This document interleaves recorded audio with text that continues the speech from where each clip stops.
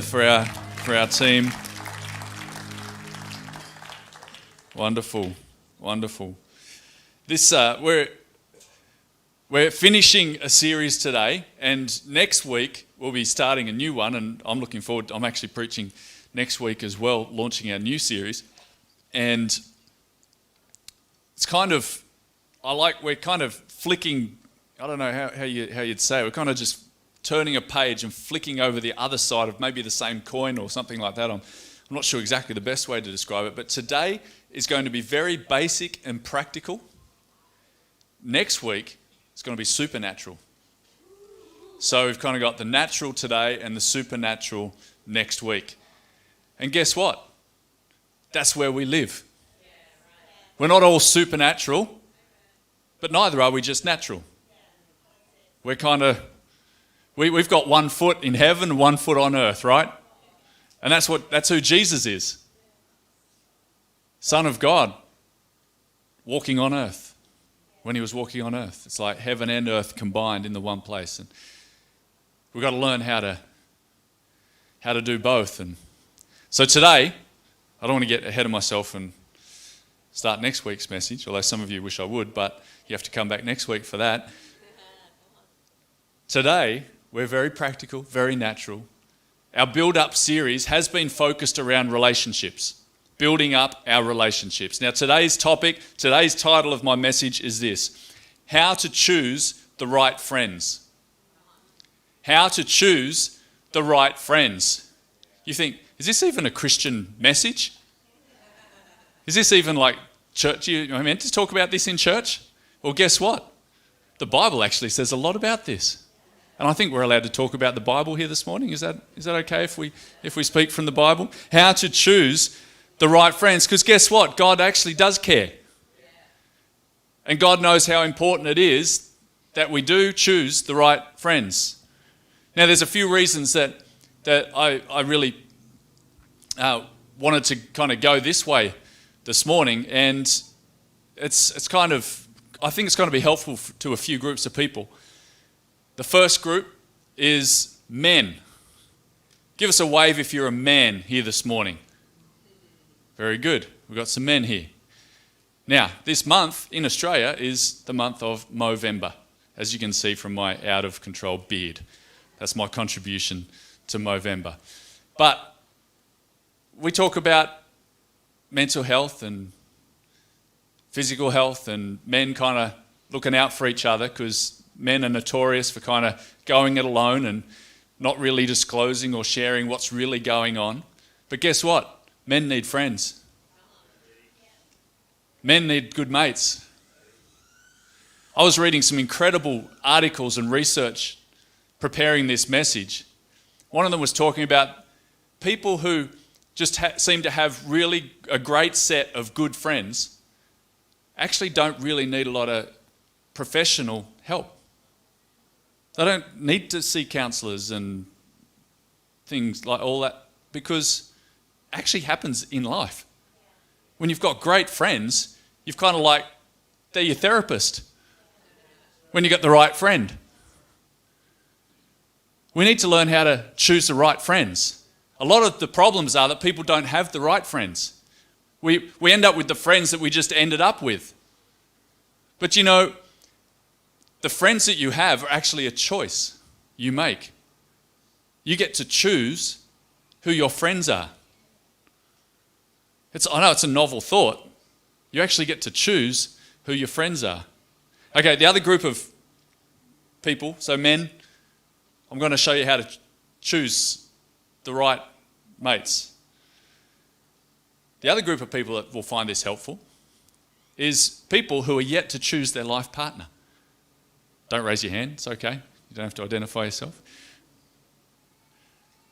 If you're yet to choose your life partner, because guess what? The foundation of your marriage for life is a friendship. Newsflash, if you haven't realised that just yet, everybody who's been married more than 6 months knows that now it's actually a friendship that is the foundation of this. You want to choose someone who's going to be a good friend, someone who's going to be your best friend. I'm glad I did. Oh, thank you. I tell you what, it makes a difference. I spoke to a guy a couple of weeks ago, said, my wife and I have absolutely nothing in common. I was like, oh man, I feel sorry for you. You better find some things, create some things, invent a new game that you both like. Because if neither of you both like the same existing games, you need to find something. So, this is going to help you. How to choose the right friends. The rest of us who are just living in Darwin, a million miles away, probably from where you came from.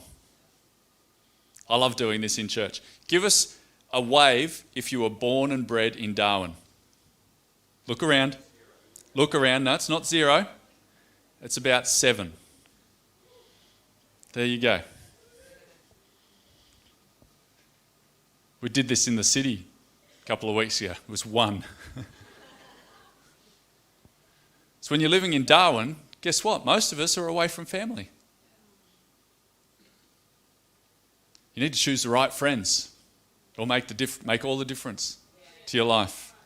Particularly when you read a scripture like this, Proverbs 27, verse 10. Do not forsake your friend or a friend of your family. Is that up there? No, it's not. Anyway, follow with me. Proverbs 27, verse 10. Do not forsake your friend or a friend of your family, and do not go to your relative's house when disaster strikes you. Better a neighbour nearby than a relative far away. I thought if ever there was a proverb written for us in Darwin, that's it. Better a neighbour, a friend, better a friend nearby than a relative far away. How many people do you know who something happens and, I've got to leave town? Or there's a challenge in life. Oh, we're pregnant. Our family's in insert name of place. We better move there. Hang on. No. Get some great friends and you'll be right. Get some friends and everything is going to be awesome. We need friends. Better is to have a friend nearby than a relative far away. Sometimes it's the right call for people to leave town. That's okay. I'm not trying to keep everyone in Darwin. But I see a lot of people leave and think, I don't think they needed to leave. And I think 6 months after they've gone, they kind of realise that too. We probably didn't need to leave. Anyway, just a thought. Just let that sit out there. Who's your best friend? Have a think about it. Who's your best friend? Henry Ford says this, your best friend is the person who brings out the best in you. Now that may not be the person that you just thought of, but your best friend is the person who brings out the best in you. How to choose the right friends. Proverbs 12 verse 26. The righteous should choose his friends carefully, for the way of the wicked leads them astray.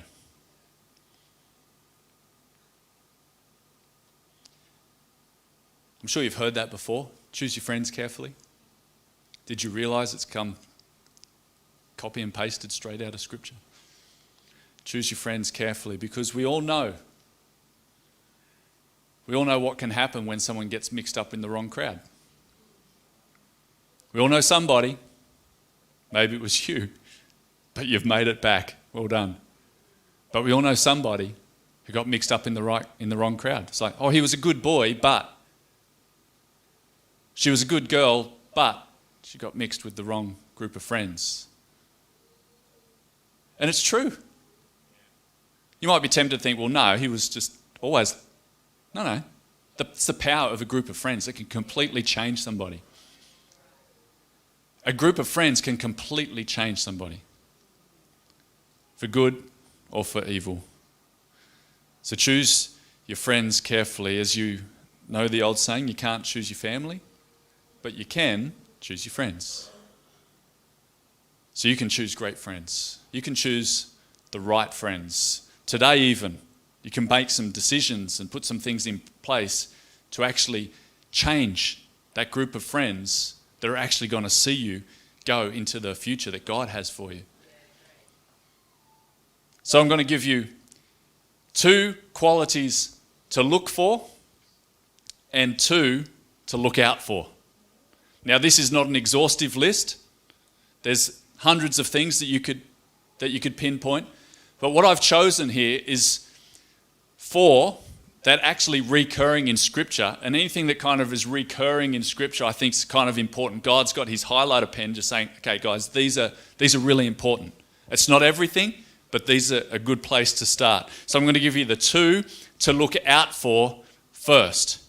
And this could get ugly. I'm just warning you that this could get ugly. So just go easy on me, and I'm going to ask your friends to forgive me afterwards. Number 1, do not choose an angry person. Some of you, I know it's too late, you're already married, right? That's why I'm just saying. But do not, the rest of us can learn from the mistakes of others. Do not choose an angry person. Proverbs 22, verse 24 to 25. Don't you wish you read this earlier? Do not make friends with a hot-tempered person. Do not associate with one easily angered. Do not even associate with them. Why? Well, you may learn their ways and get yourself ensnared. Guess what? You'll probably become an angry person too. If you hang out with angry people, you'll become an angry person. This can happen in person. In our world, this happens online. I've seen some of the things some of my friends posted. It's like, man, you're an angry person. They never used to be an angry person. They've just been hanging out with angry people online. They've been in Facebook groups full of angry people. And now they're angry. Gee, it went quiet in here. Did I say something wrong? You become like your friends, whether for positive or negative. I spoke to someone this week who left 7 Facebook groups because they realised it was having a bad effect on them, because it was angry people. And it was affecting the way they were looking at the world. Just had to get out. Just had to clear my head. It wasn't my wife, in case you're wondering. Somebody else, someone interstate. No names. 1 Corinthians 15:33. Do not be misled. Bad company corrupts good character. What company are you keeping? Who are your friends?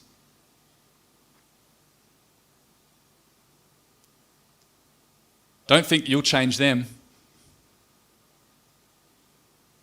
Doesn't say good character transforms bad company, does it? It says bad company corrupts good character. The person who changes is the good person, not the bad person. Don't start that relationship thinking you can fix that person. They will change you. It's not me talking. It's the Bible. Bad company corrupts good character, not the other way around. Okay. Just keeps getting quieter and quieter. I'm going to move. Actually, before I leave angry.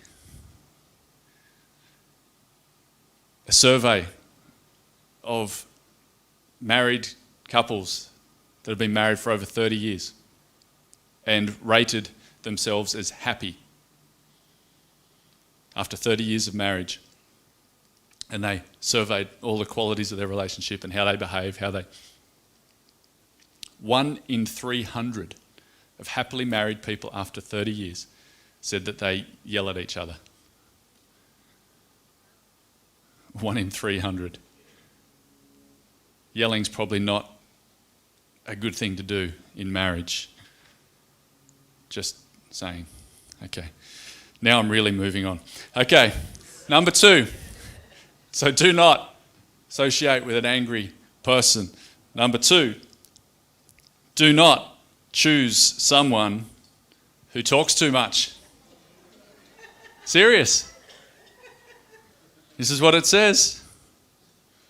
See, some people seem to say all the right things. What we're talking about here and what you'll see when the Proverbs kind of start coming out when I put the scriptures on the screen. These people end up being all talk, no action. They promise you the world. One of them, put this one up. His lips are as smooth as butter, but in his heart is war. Wow. But you can't see in his heart. All you hear are the lips that are smooth as butter. There's seriously, I had 7 different scriptures that all basically said that to choose from, and that's the one I chose. It was Proverbs 55. Psalm 55 verse 21. His talk is smooth as butter, yet war is in his heart.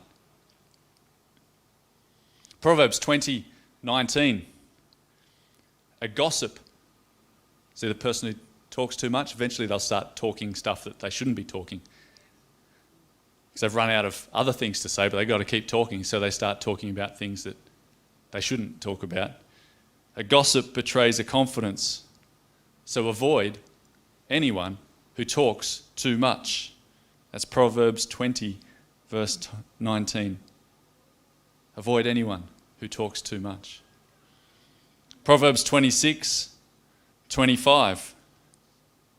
Though their speech is charming, do not believe them, for 7 abominations fill their hearts. In fact, the more someone sounds amazing, the things they're saying, the more you probably need to have the warning bells going.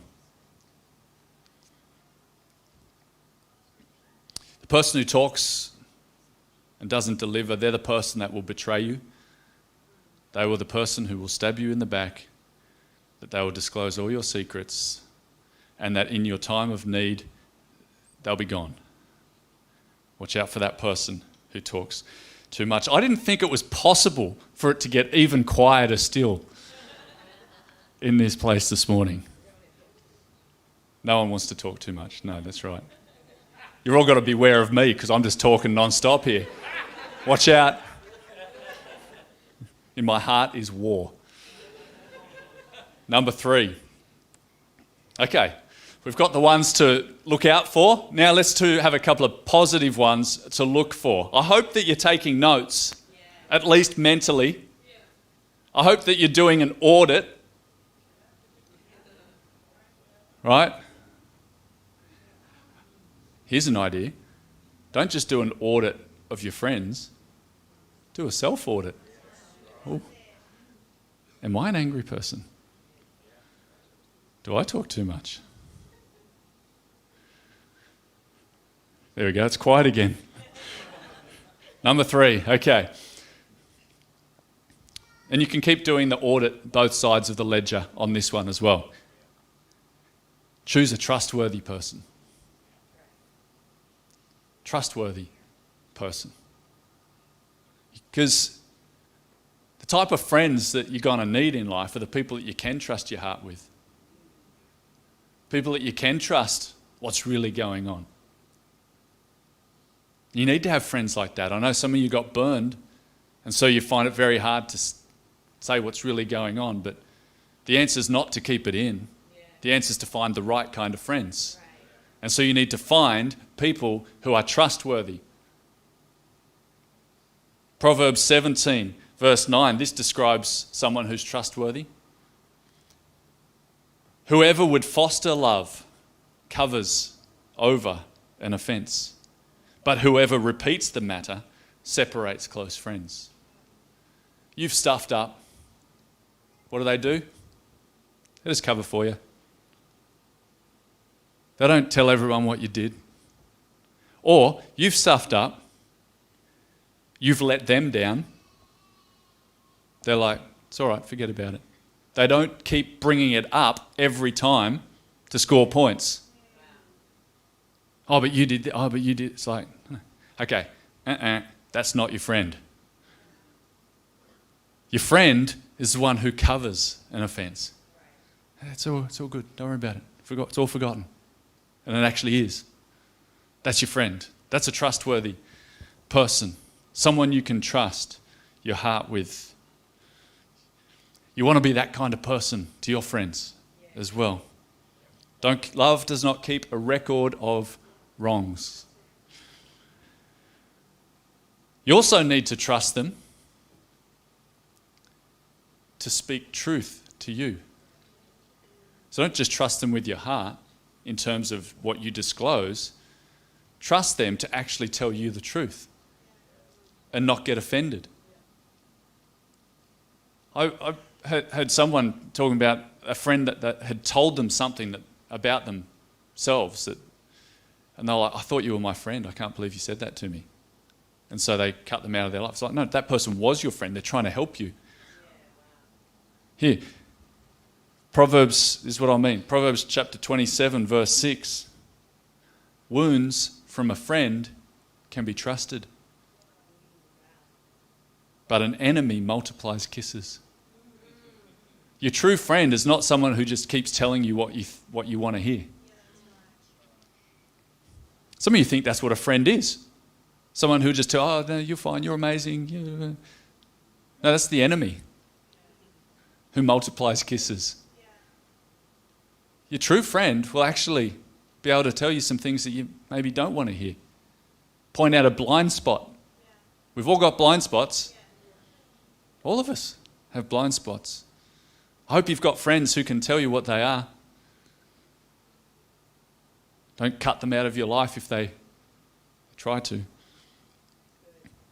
I thought this was going to be positive, but I kind of ended up making it go quiet in here again. It's like a true friend will tell you the truth, especially when it's hard for you to hear. That's a true friend. All right. Choose a trustworthy person. Number 4, musicians can come back. Choose a wise person. And this is my final point. You mean you're not going to say, choose someone with a great sense of humour? You're not going to say, choose someone who's the yin for your yang? Choose someone who's... No. All you need to do is choose someone who's trustworthy. Choose someone who's wise. Who's not angry and who doesn't blabber everything to everyone. That's a qualification for a best friend right there. Yeah. Wise. Let's hear about wisdom. Why would we want to be choosing someone that's wise? Why do we need a friend that's wise? I'll tell you why. Proverbs 13 verse 20. He who walks with wise men will be wise, but the companion of fools will be destroyed. Once again, your friends determine your future. I'll say that again. Your friends determine your future. If you walk with the wise, you will become wise. A companion of fools will be destroyed.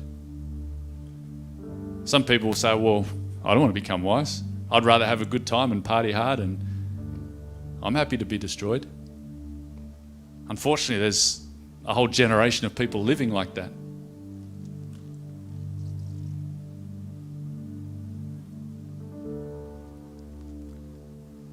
Life is meant to be so much more than that. Proverbs 16:16.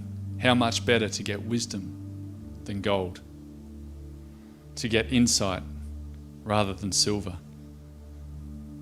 You see, wisdom is the greatest thing that you can get in life. God encourages us to pursue wisdom above anything else. Because here's the thing, Solomon, who wrote Proverbs, pretty much every scripture that we quoted today, was known as the wisest man who ever lived. Guess what? He was always also the richest. But he didn't pursue gold. He pursued wisdom. So if you pursue wisdom, all of a sudden other things start to work out for you as well, because you're making good choices. You're making good choices relationally. You're making good choices financially. Good investments. Making good decisions career-wise. Making good decisions as a parent, as a boss, as a whatever. When you've got wisdom, you still have your challenges, but you tend to avoid a lot of the self-inflicted ones. So pursue wisdom above all. How do we get wisdom? Hang out with wise people. Choose friends. If you're smart, you'll choose friends that are wise. Once again, now's a good time to do an audit of your friendship group. There's an old saying that says, if you're the smartest person in the room, you're in the wrong room. If you're the wisest person out of your friends, you're in the wrong group of friends. That's the truth.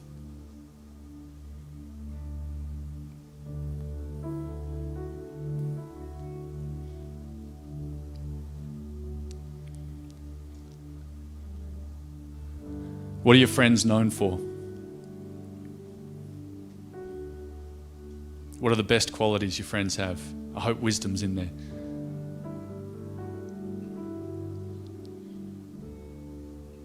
Because these are the people who influence you. And I've got to be honest, I see people being influenced today. They're being influenced by people who are intelligent. They're being influenced by people who are courageous, people who are passionate, people who are bold, people who stand on their convictions.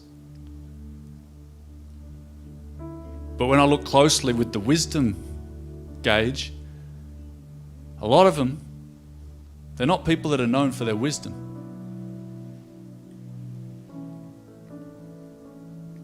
It's a good question to ask, because we're all influenced by people. I want to be influenced by people who are known for their wisdom.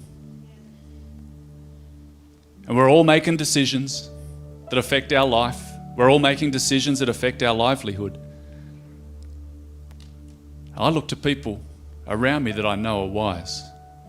I'm like, what are they doing? What decisions are they making? Do you know what? Life's worked out pretty well for me by imitating wise people. I'm not the wise person. I'm just hanging out with the wise people. It tends to work out a lot better.